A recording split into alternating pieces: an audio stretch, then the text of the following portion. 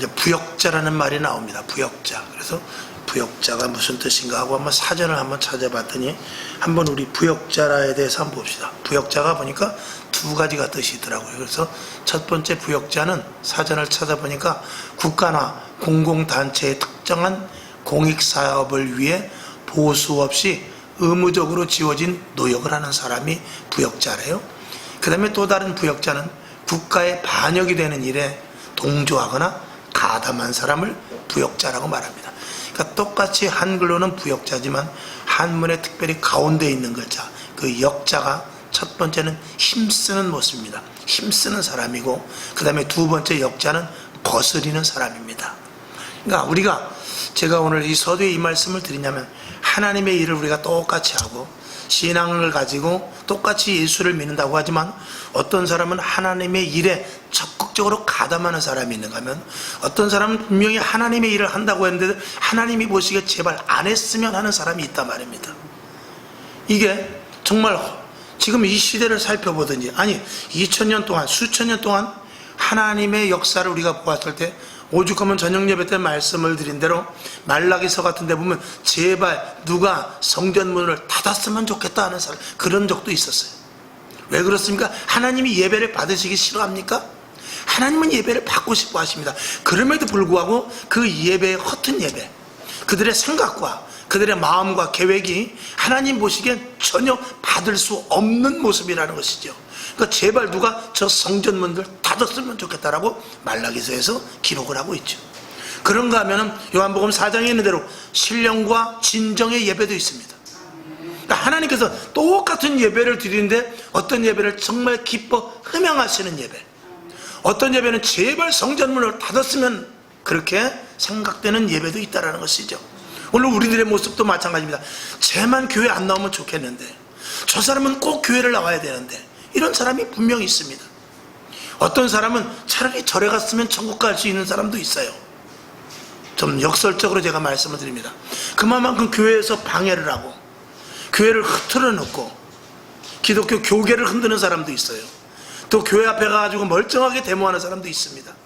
이렇게 하나님의 일에 역해 자기는 잘한다고 하지만 철저하게 인본적으로 말미암아서 하나님 보시기에 좋지 않게 여겨지는 그런 사람, 그런 주의종, 그런 직분자들도 분명히 있거든요.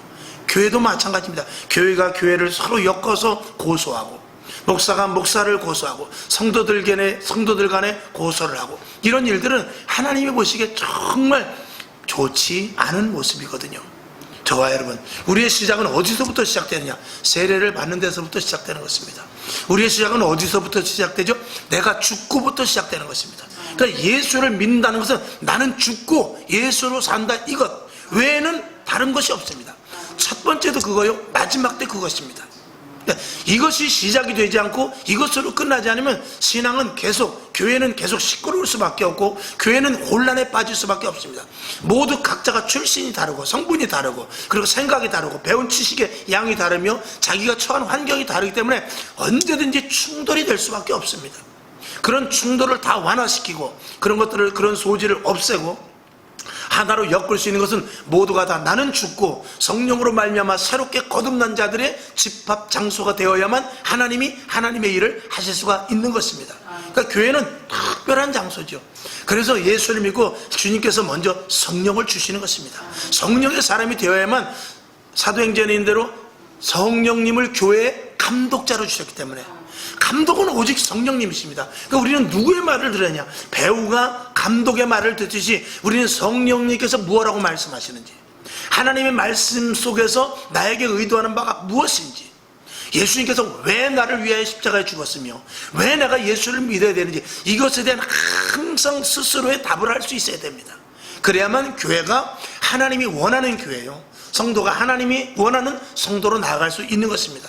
우린 단순한 축복이나 받고 물질, 건강, 환경, 자녀들이 잘 되는 것 이것에만 국한되는 것이 아니라 하나님의 뜻이 무엇인지, 하나님께서 나를 부르신 의도가 무엇인지, 성경에서 말하는 진짜 그리스도인이 어떤 모습인지, 성령의 사람이 누구인지 이거에 대해서 우리는 날마다 내 자신을 고찰하면서 내 자신을 날마다 돌아볼 수 있어야 되는 것이죠. 오늘 여러분 조금 더디더라도 그런 고차원적인 하나님이 기뻐하시는 신앙자로 한 걸음 나아갈 수 있기를 주님의 이름으로 축원을 드립니다. 오늘 부역자에 대해서 말씀을 드렸습니다. 저와 여러분은 정말 주의 일에 착하고 충성된 종으로서의 부역자입니까? 아니면 정말 나는 잘한다고 하지만 하나님 보시기에 거역되는 부역자입니까? 이것에 대해서 특별히 주의 종인 저는 항상 이것을 잘 생각하고 그리고 분별할 수 있어야 됩니다. 내가 열심히 한다고 하는데 하나님 보시기에 그게 아니다라고 말하면 저의 목표는 헛것입니다. 저와 여러분, 하나님의 요구와 하나님께서 성경을 통하여 하시는 말씀과 성령님께서 나에게 요구하는 것이 무엇인지를 다시 한번 깊이 있게 생각하는 오늘 시간이 되기 위해서 오늘 이 말씀을 올리는 것입니다. 베드로와 요한, 그들을 역시 예수님께서 처음에 불렀을 때는 그들은 하나님을, 겉으로는 예수님을 따랐지만, 하나님을 믿고 예수님을 따랐지만 그들은 욕망과 자기의 계산이 있었던 사람입니다. 그래서 예수님께서 이스라엘을 회복해서 예루살렘 성에 들어가서 왕으로 군림을 하게 되면 다윗 왕이나 솔로몬과 같이 능력 있는 왕이 되면 자기는 좌의정이나 우의정을 하려고 그랬어요. 베드로 역시도 큰 자리 하나를 노리고 예수님을 따랐던 사람입니다. 결국 그것이 성고순절 마가의 다락방에서 성령의 충만함으로 말면서 자기 자신의 모든 것들이 박살내고, 그리고 자기 자신의 모든 것이 죽음으로 말면서 아, 그게 아니구나 라는 것을 그는 알아서 이제는 예수님을 반항하고 겉으로는 안 그랬지만 부역자여서 진정한 하나님의 충성된 부역자가 된 것입니다. 그래서 사도 바울은, 베드로는 내가 그냥 죽을 수 없다, 예수님의 십자가에 못 박혀 죽었지만 나는 십자가에 거꾸로 못 박혀 죽겠다 라고 할 수 있는 것은 무엇 때문에 그렇습니까? 자기가 완전히 죽고 하나님 앞에 착하고 충성된 종으로 변화됐다는 증거가 아니겠습니까? 이 베드로, 요한, 그리고 믿음의 선배들 가운데 정말 착하고 충성된 종들은 돈도 아니요, 명예도 아니요, 권력도 아니요, 오직 복음만을 위해서 살았던 사람들입니다. 그리고 제자들 역시 성령의 충만함을 힘입은 그 이후에는 그렇게 살았던 것을 우리는 분명히 봅니다. 오늘 성경 본문은 아주 의미심장합니다. 이 시몬이라는 사람이 있어요. 베드로 이름도 시몬이지만 이 시몬이라는 이름이 많았던 모양입니다. 이 시몬은 아무것도 아닌 그냥 평민 시몬입니다. 그리고 욕심이 있었던 사람이 모양이죠.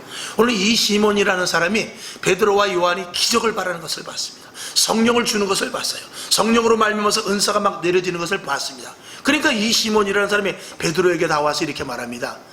선생님, 그 성령 받는 것에 대해서 나에게도 좀 전수시켜 주십시오. 내가 돈은 얼마든지 드리겠습니다. 그 성령 받고 은사 받고 능력 받고 이런 것을 나에게 전수를 해주면 내가 있는 돈을 얼마든지 드리겠습니다. 이렇게 말한 것입니다. 그때 베드로가 말합니다. 그의 속심을 알고 내가 오늘 성경 본문에 있는 대로 20절에 보니까 하나님의 선물을 돈 주고 살 줄로 생각하였으니 내 은과 함께 내가 망할지어다 그랬어요. 그는 깜짝 놀랐죠. 야, 이게 아닌가 보다. 깜짝 놀랐습니다. 그는 그 앞에 무릎 꿇고 내가 회개하겠습니다. 잘못했습니다. 제발 목숨만 살려주십시오. 이렇게 겨우 생명만 다시 구제해가지고 돌아간 그런 장면인 것입니다. 여러분, 이 시몬이라는 사람은 성령의 능력을 받아서 자기 만족과 자기의 생애 가운데 평안함과 그리고 권세와 부를 누리려고 했던 사람입니다. 베드로와 요한과는 전혀 다른 양상의 생각을 가지고 성령의 능력을 구했던 것이죠. 저와 여러분, 하나님이 함께 하시고 성령의 능력으로 여러분은 무엇을 할 것입니까? 내 개인을 위해서 살 것입니까? 아니면 국가와 나라를 위해서 살 것입니까? 한 생명을 구원해내기 위해서 살 것입니까? 이런 부분에 대해서 우리는 하나님이 나에게 물질의 복을, 건강의 복을, 환경의 복을, 자녀의 복을, 또 은사로 말미암아서 내 안에 큰 은사가 발생되었을 때 그것을 가지고 누구를 위하여 어떻게 살아야 될 것을 성경은 우리들에게 말씀해 주시는 단적인 예가 오늘 성경 말씀인 것입니다. 20절에서 21절 보니까 너는 이런 귀한 것을 받을 아무런 자격도 의미도 없거니와 이런 것에 대하여서 아무런 의미도 네가 모르는 자라는 것입니다. 그러는 자에게 성령을 줄 수 없다는 것이죠. 만약에 우리가 성령님의 그 강력한 하나님의 의도와 말씀에서 요구하는 것을 우리가 아무런 의미도 없이 그저 하나님 나에게도 성령을 주시옵소서, 하나님 나에게 성령을 충만해 주셔서 능력을 허락하여 주옵소서 이렇게 기도한다면 하나님이 우리에게 주신 성령의 능력은 더딜 것입니다. 여러분, 그렇게 본다면 하나님, 내가 주를 위해서 살겠사오니, 내가 한 생명을 위해서 내가 살겠사오니, 하나님, 내가 온 가족을 위해서, 일가 친척을 위해서, 주위의 이웃을 위해서 그들의 생명을 살리기 위해서 나에게 하나님 성령의 충만함을 주시옵소서, 이렇게 구한다면 하나님께서는 값없이 은혜로 주실 줄로 믿습니다. 그러니까 우리가 성령을 구하는 데 있어서 어떤 조건과 어떤 생각과 어떤 마음을 갖고 있느냐가 엄청나게 중요한 것이죠. 이 시몬에게 베드로가 그랬습니다. 네가 죽을 것이다. 감히 네가 성령을 구하느냐? 네 생명이 부지되기 어려울 것이다 라고 이렇게 아주 정말 강력하게 이야기했어요. 왜 이렇게 베드로가 강력하게 이야기할 수 있었던가? 그것은 바로 성령으로 말미암아서 생명을 살려야 되어야 하는 일에 그것을 가지고 돈벌이를 하고 자기의 명예와 권력을 높이려고 하는 데 쓰기 때문에 생명을 가지고 장난을 치는 사람에게는 생명이 담보가 될 수밖에 없는 것입니다. 그렇지 않겠습니까? 그것을 생명을 위해서 써야 되는데 생명을 위하여 쓰지 않는다면 그의 생명은 하나님 앞에 절대 담보될 수가 없다는 것입니다. 오늘 여러분, 우리의 생명이 붙어있으면 무엇입니까? 내가 가진 성령으로 말미암아서 주의 일을 감당하라고 오늘 우리들에게 생명을 주시는 줄로 믿습니다. 그러니까 이 하나님께서 우리에게 성령을 주시고 은사를 주시고 우리에게 축복을 주시는 것은 우리가 그리스도인으로서 하나님의 자녀로서의 온전한 삶을 살라고 주신 것입니다. 즉 좀 넓은 범위에서 말한다면 우리는 예수를 믿은 사람들은 이 땅에서 볼 때 우리는 그냥 개인이 아니라 공적인 사람이라는 것을 먼저 인식을 해야 돼요. 그러니까 성령을 받았는데 개인대로 내가 요구하는 대로, 목회도 마찬가지입니다. 교회를 부흥한다고 하면서 은사를 사용한다 해도 그것이 하나님과 관계없는 교회가 된다면, 하나님이 기뻐하시지 않는 성전이 된다면, 하나님이 기뻐하지 않는 목회자와 충성된 종들, 거짓된 충성된 종들이라면 하나님께서는 그 은사나 성령을 주실 필요가 없게 되는 것이죠. 성령은, 하나님의 은사는 개인으로 쓰라고 주는 것이 아니라 이건 공적인 선물인 것입니다. 왜냐? 성령님께서 모든 사람들을 다 통괄하고 지시하여서 한 성령으로 말미암아서 하나의 일을 해야 되기 때문에 이 성령을 받고 은사를 받는 것은 반드시 공적인 일인 것입니다. 그러니까 내가 은혜를 받고 내가 은사를 받고 내가 축복을 받은 것은, 이것은 어디에다 사용이 되어야 되느냐? 공적으로 사용이 되어야 되고, 그리고 내가 받은 은혜를 이 공적인 개념으로 우리가 가져야 됩니다. 이것은 우리가 예수를 믿는 데 있어서 굉장히 중요한 것입니다. 자, 내 하나가 세상에 나가서 범죄를 저지르고 내가 남을 사기치면은 내 고광욱이라는 나 하나의 잘못이 아니라, 그것으로 끝나는 것이 아니라, 어떤 교회 목사, 하나님을 믿는 사람, 교회 다니는 놈, 이렇게 되면서 하나님의 영광이 가리워지고 교회가 먹칠을 하게 되며 예수 믿는 사람들이 모두가 다 도매금으로 좋지 않은 결과를 낳게 되는 것으로 넘어가는 일이 생겨버린다는 것입니다.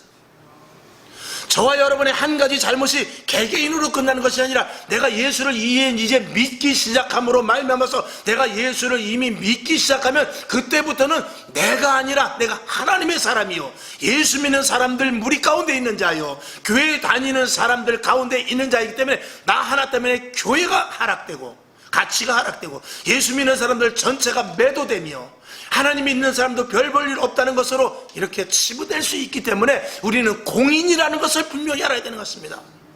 그래서 어디를 가든지 누구를 만나든지 예수 믿는 것을 드러내고 하나님의 사람으로서 어떻게 살아야 될까, 이것이 내 개인이 어떻게 살아야 될 것이 아니라 하나님의 사람으로서 성경 말씀에 어떻게 살아야 될 것이 기록되어 있는가, 여기에 집중을 해야 된다는 것이죠. 하나님, 내가 예수를 믿었는데 내가 어떻게 살아야 되죠? 기도하면서 성령의 인도하심에 따라 사는 것이, 이게 그리스도인으로서 공적인 모습인 것입니다. 이것이 헤쳐지고 내가 하나님, 나에게 물질해, 나에게 건강해, 나에게 자녀해, 나에게 남편해, 나에게 은사를 주셔서 하나님, 나 이거 교회를 위해 쓰겠습니다 라고 겉으로는 그러지만 실질적으로 개인의 것이 들어간다면 하나님은 그에게 은사를 주실 필요가 없거니와, 그에게 은사를 받았다 할지라도, 그가 축복을 받았다 할지라도 그는 하나님 앞에 부역자가 아닌 부역자가 되는 것입니다. 이거는 굉장히 중요하죠. 요한계시록 19장 20절에 보게 되면은 제일 먼저 불못에 누가 들어가냐? 거짓 선지자가 제일 먼저 들어갑니다. 능력을 행했던 자들, 은사를 행했던 자들, 은사를 받아가지고 큰 나름대로 위치에 서서 영향력을 가졌던 사람들이 제일 먼저 불못에 들어갑니다. 그것을 보았을 때 많은 사람들이 어떻게 두려워 떨겠습니까? 상상을 한번 해보시기 바랍니다. 자, 마태복음 7장 21절을 한번 보죠. 잘 하시는 말씀입니다. 시작. 나더러 주여 주여 하는 자마다 천국에 다 들어갈 것이 아니요 다만 하늘에 계신 내 아버지의 뜻대로 행하는 자라야 들어가리라. 주여 주여 한다고 되는 것이 아니라는 거예요. 이 무서운 말씀 아닙니까? 자, 마태복음 7장 23절을 봅니다. 시작. 그때 내가 저희에게 밝히 말하되 내가 너희를 도무지 알지 못하니 불법을 행하는 자들아 내게서 떠나가라 하리라. 오늘 21절과 23절을 봤지만 그 중간에 무엇이냐? 주여 내가 능력도 행했습니다. 주여 내가 귀신도 쫓았습니다. 그런데 예수님은 너는 어떻게 해요? 여기 보니까 불법을 행했다는 것입니다. 불법을 행하는 자들아 내게서 떠나가라. 내가 너를 그냥 알지 못하는 것이 아니라 도무지 알지 못하는 거죠. 주의 일을 했어요.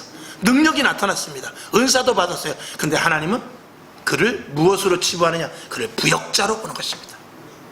하나님을 이용해서, 은사를 이용해서 내가 너를 위해 살았다는 것이죠. 하나님 앞에 있을 수 없다는 것입니다. 이 땅에서는 모르죠. 이 땅에서는 모릅니다. 교회가 성장될 수도 있고 내 자신이 은사를 통해서 많은 사람들이 칭송을 받을 수도 있고 신앙생활 저렇게 해야 된다고 나름대로 정말 이렇게 추앙을 받을지도 모르지만 우리가 공적인 신분에서 떠나게 되고 그것이 개인이 된다면 하나님은 언제든지 내가 너를 도무지 모른다라고 말할 수밖에 없다는 것입니다. 우리가 이 말씀이 중요한 것은 여러분, 우리는 예수를 믿고 하나님의 일을 하게 되면 모든 것들이 형통할 것이다 라는 이런 막연한 생각을 합니다. 그래서 예를 들어서 내가 이제 신학교 가니까 신학교 가면 하나님이 잘해주시겠지. 신학교에서 졸업을 하고 내가 교회를 세우면 하나님께서 사람도 보내주시고 물질도 보내주시고 내가 하나님의 일이니까 하나님께서 도와주시겠지 하는 이런 막연한 생각이 저도 있었어요. 그러나 하나님이 어디 그럽니까?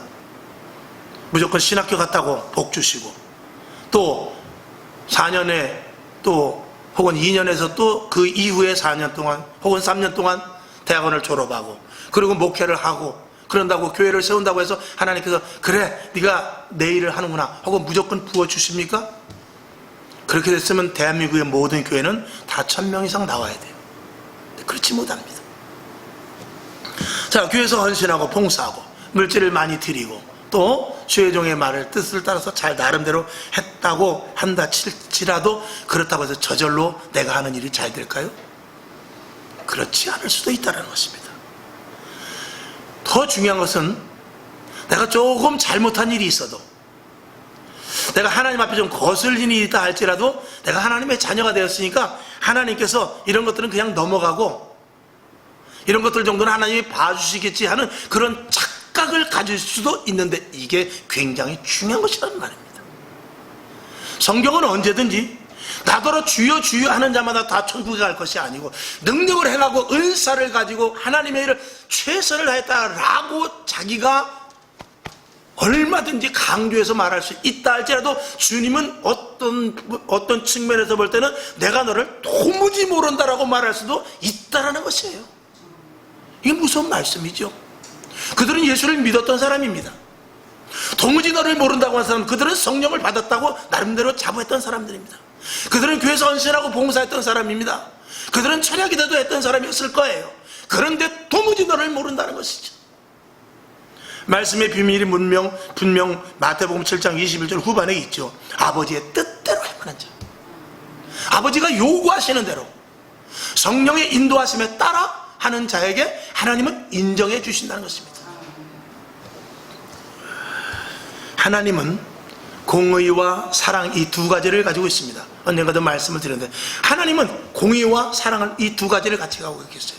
그리고 그 사이에 은혜를 주셔서 은혜를 그 속에 끼워가지고 우리가 힘들고 어려울 때 은혜 주시고 또 우리의 손을 붙잡아 주시고 우리가 잘못된 부분이 있다 할지라도 용서해 주시는 부분이 있습니다. 그러나 사랑의 하나님이 이럴지라도 은혜의 하나님이 이럴지라도 하나님의 공의를 앞서가지 못합니다.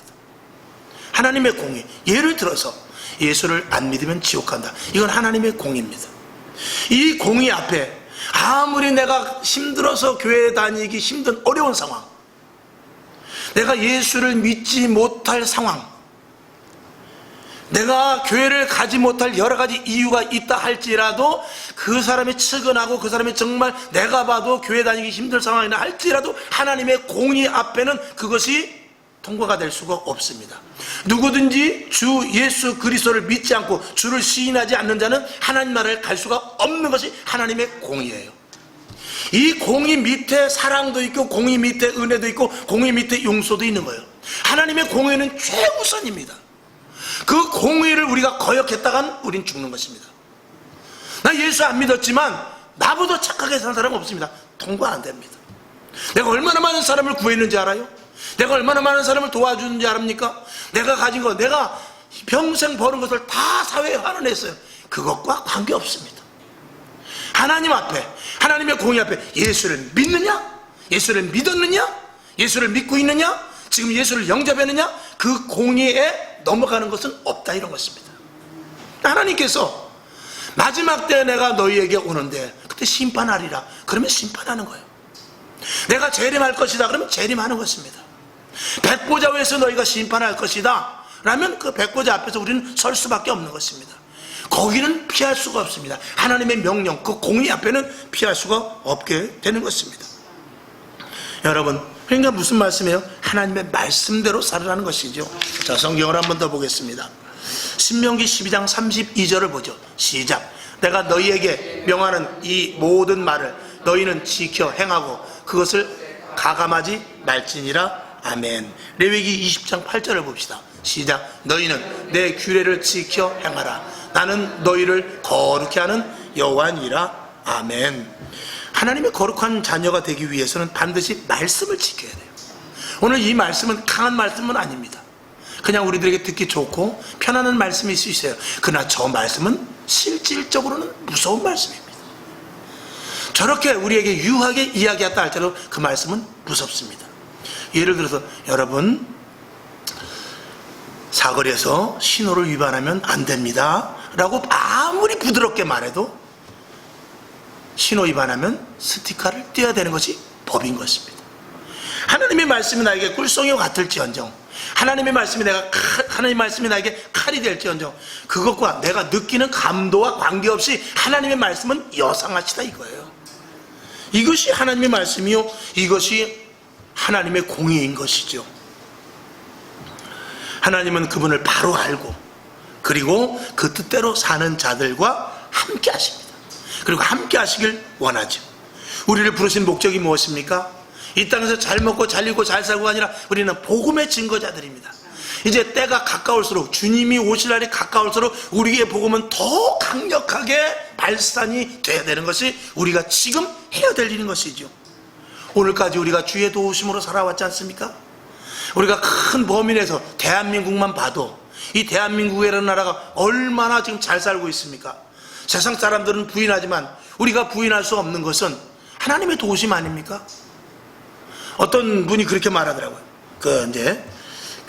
노동계에 있는 분이, 우리가 잘 산 것은 정치가 잘한 것이 아니라 노동자들이 땀을 정말 흘리고 최선을 다해서 정직하게 일했기 때문에 그렇다. 틀린 말 아닙니다. 그 독재 속에서도 우리가 일했기 때문에 그랬지, 그렇지 않으면 이 대한민국이 어떻게 잘 살 수 있는가. 그러니까 근로자에게 잘해야 된다. 맞습니다.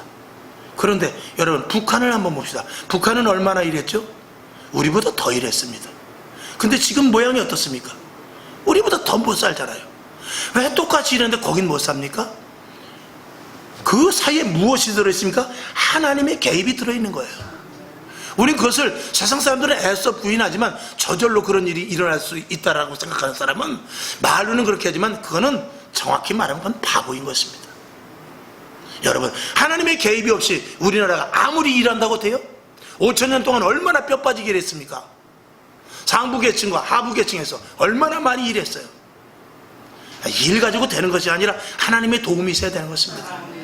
그리고 성도들의 기도와 하나님께서 주실 복을 아멘으로 받은 자들이 있었기 때문에 이 나라의 민족이 이렇게 간 것이죠. 그런데 우리가 이렇게 복을 받았으면 이제 조금 힘들고 어려운 고난의 시대에 어떻게 되겠습니까? 이때 하나님 감사합니다. 하나님, 이제 우리가 나설 때가 아니겠습니까? 그동안 내가 느슨한 부분이 있었다면 이제 내가 더욱더 강력하게 하나님의 말씀을 따라 살아가길 원합니다. 이런 고백이 우리에게 있는 것이 이게 진짜 믿음을 가진 자들의 모습이 아니냐, 이런 것이죠. 약간의 힘듦, 또 가로막는 여러 가지 현실이 있다 할지라도 우리는 끝까지 믿음을 지켜야 됩니다.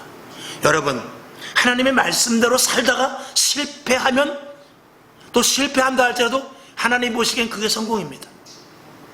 하나님의 하나님을 말씀대로 살지 않고 하나님을 이용한다든지 자기의 생각대로 성공했다 할지라도 그 성공이 하나님이 보시기엔 실패일 수 있다는 것입니다. 우리 그걸 잘 알아야 돼요. 요셉이 옥에 갇힌 것을 누가 실패라고 말합니까? 모세가 애굽에서 왕자로 잘 있어야 되는데 광야로 쫓겨난 것, 그게 실패입니까? 세상 사람들이 볼 땐 실패예요. 세상 사람들이 볼 땐 요셉이 실패요, 다윗도 실패요, 베드로도 실패요, 12제자 모두가 다 실패입니다. 그러나 하나님이 보시기에는 그게 가장 큰 성공인 것입니다. 여러분, 우리의 성공의 개념이 무엇입니까? 하나님의 말씀에 따라 사는 것이 성공 아니겠습니까? 엊그제 새벽 예배에 잠깐 말씀을 드렸습니다. 우리가 교회 안에서 가장 높임을 받는 자는 누구냐? 백발의 영화를 가진 자는 누구냐? 가장 교회 안에서 높임을 받고 가장 교회 안에서 정말 그래도 하나님 앞에 축복을 받고 그 사람이 정말 하나님의 사람으로서 의롭다 칭함을 받은 자는 누구냐? 그 사람의 물질을 복을 받아서가 아니라, 그 사람이 성경 말씀을 많이 알아서가 아니라, 그 사람이 교회에 헌금을 많이 하고, 그 사람이 교회에서 헌신하고 봉사하고, 그 사람이 교회에서 많은 영향력을 가진 게 문제가 아니라 그 사람이 얼마만큼 말씀대로 살았느냐에 따르는 것이에요. 하나님 말씀대로 지금 살고 있느냐, 하나님의 말씀대로 살기를 애쓰느냐, 이것이 하나님 보시기엔 진정한 가치로서 신앙이 되는 거예요. 그 외에는 다 물거품일 수 있는 것입니다. 겉보기에는 그 사람의 위치가 굉장한 것 같고, 겉보기에는 그 사람이 정말 그렇듯한 것 같고, 세상 사람들이 교회 안에서 볼 때는 저 사람이 예수 믿고 축복받았다라고 말할 수 있을지 모르지만 하나님 보시기엔 NO! 그건 아닙니다. 말씀대로 살다 그 사람이 힘들어 지쳐있다 할지라도 하나님 보시기에는 그 사람이 가장 가치 있는 사람이요, 그 사람이 가장 믿음 있는 사람인 것입니다. 그러니까 우리는 무엇을 향하여 나아가야 되느냐? 말씀대로 살기를 위하여 생명을 걸고 나가는 것이, 이것이 하나님 앞에 가장 가치 있는 일이요, 세상 사람들이 우리를 보고 우습게 여길지 모르지만 우리는 가장 하나님께서 높여주시는 자리에 있게 된다는 것입니다. 결국에 가서도 우리는 신앙을 우습게 알고 단순히 예수 믿으면 하나님께서 어떻게 해주시겠지 하는 이런 그냥 막연한 예수를 그냥 하나의 부적과 같이, 성경책을 하나의 큰 어떤 부적과 같이 이렇게 생각하는 경우가 너무나 많습니다. 그렇지 않습니다. 성경을 한번 보죠. 마태복음 10장 29절을 보겠습니다. 자, 시작. 3세 2마리가 한 앗사리온에 팔리는 것이 아니냐? 그러나 너희 아버지께서 허락지 아니하시면 그 하나라도 땅에 떨어지지 아니하리라. 아멘. 하나님은 생명의 주인이십니다. 우리는 예수를 믿어 생명을 다루는 자들입니다. 죽어져가는 영혼을 살리는 놀라운 하나님께서 전권을 주신 하늘나라의 대사들입니다. 우리 앞에 두려울 것이 무엇입니까? 우리 앞에 갈등이 생길 일이 무엇입니까? 하나님이 우리 편이시고 하나님이 우리와 함께 하시는데. 자, 성경을 한번 더 보죠. 에레미야 29장 11절을 보겠습니다. 시작. 나 여호와가 말하노라. 너희를 향한 나의 생각은 내가 안하니 재앙이 아니라 곧 평안이요 너희 장래의 소망을 주려 하는 생각이라. 아멘. 시편 118편 6절을 한번 봅시다. 시작. 여호와는 내 편이시라. 내게 두려움이 없나니 사람이 내게 어찌할꼬. 이 말씀을 믿으십니까? 이 말씀을 믿으시기를 바랍니다. 자, 하나님이 누구의 편이죠? 나의 편, 우리의 편입니다. 우한 폐렴 사태가 생겨나고 이 코로나 때문에 굉장히 어려움이 있습니다. 경제적으로도 힘들고 어려운 가운데 있습니다. 그런데 성경은 그것을 오늘 다시 한번 봅니다. 에레미야 29장 11절을 봅시다. 나 여호와가 말하노라. 너희를 향한 나의 생각은 내가 안하니 재앙이 아니라 평안이래요.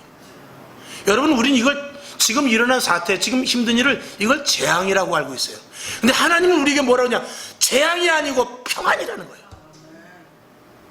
우리에게 지금 이 상태가 재앙이 아니라는 거야. 왜? 방금 읽은 대로 시편 118편 6절 하나님은 내 편이시기 때문에. 주관자가 누굽니까? 주관자가 하나님인데 어찌 재앙입니까? 힘들고 어려울수록 우리는 하나님 앞으로 더 갈 수 있는 근거를 가지고 있는 자들 아닙니까? 재앙이 아니라, 하나님은 오늘도 분명히 말씀하고 있어요. 재앙이 아니라 평안이니라. 재앙이 아니야, 평안이야. 너에게 복 주시기 위해서, 구별하기 위해서, 알곡을 만들기 위해서, 더욱더 든든한 믿음자로 만들기 위해서, 이제 천국 주님 오실 날 가까우니까 더욱더 견고한 믿음을 만들기 위해서 너에게 복 주시려고 하는 것이야. 재앙이 아니야, 이렇게 말하는 거야. 이 말씀이 우리 속에 와 닿아야 돼요. 이 말씀이 우리에게 와 닿지 않으면 우리는 오늘도 신방할 수 없고, 오늘도 예배 나올 수 없고, 오늘도 기도할 수 없고, 오늘도 포기해야 되고, 코로나 사태가 언제 떠나갈까만 우리는 가만히 누워서 천장만 바라볼 수밖에 없습니다. 여러분, 왜 우리에게 재앙이 됩니까? 그 일을 주관하시니까 하나님이신데. 참새 한 마리가, 참새 두 마리, 참새 두 마리가 한 아사리네. 너무 흥분이 됐구만. 참새 두 마리가 한 아사리온에 팔려가는 것도 하나님이 허락지 않으면 안 된다는데, 여러분 지금 이런 재앙이 하나님께서 그냥 내비둔 거예요? 하나님이 주관자가 되신다는 것입니다. 그러면 누가 가장 든든해하고, 누가 가장 평안해야 되며, 누가 가장 힘을 가지고 있어야 됩니까? 바로 우리들 아닙니까? 이 말씀이 저와 여러분에게 그대로 접목되어서 우리는 하나님이 주시는 놀라운 축복과 은혜 가운데서 누리다가 힘들면은 도망가는 자가 아니라, 힘들 때 더 교회로 와야 돼요. 힘들 때 더 하나님 앞에 가야 돼요. 어려울 때 여러분 의리가 있죠. 친구 간에도 힘들 때 짜장면 사줄 때만 만날 것이 아니라, 그 사람이 돈이 떨어지고 배고플 때 찾아가야 그게 진짜 친구죠. 하나님께서 이런 재앙이 설사 내려와서 기독교인들이 어렵다 할지라도, 이럴 때 하나님의 뜻을 찾는 쪽으로 빨리 가는 것이 이게 진짜 하나님의 자녀가 아니겠느냐, 이런 것입니다. 하나님은 어떤 분입니까? 우리 안에 계시죠. 여러분 혹시라도 우리 안에 하나님을 그냥 우겨 넣어가지고 내 마음대로 쓰시는 그런 분이 있습니까? 그러면 안 되고, 하나님이 주인이 되셔서 하나님이 원하는 대로 내가 끌려가는 저와 여러분이 되어야 될 줄로 믿습니다. 여러분, 하나님께 헌신하는 부역자입니까? 아니면 거역하는 부역자들입니까? 우리 한번 잘 생각해 보시길 주님의 이름으로 축원을 드리며, 하나님은 공의의 하나님이시고 공의롭습니다. 절대 속지 않으십니다. 거기에 또한 축복의 약속도 분명합니다. 할렐루야. 우리 한번 따라합시다. 하나님은 내 편이시다. 하나님은 내 편이시다. 바로 알고, 바로 믿고, 바로 축복받자. 바로 축복받자. 아멘. 기도하겠습니다.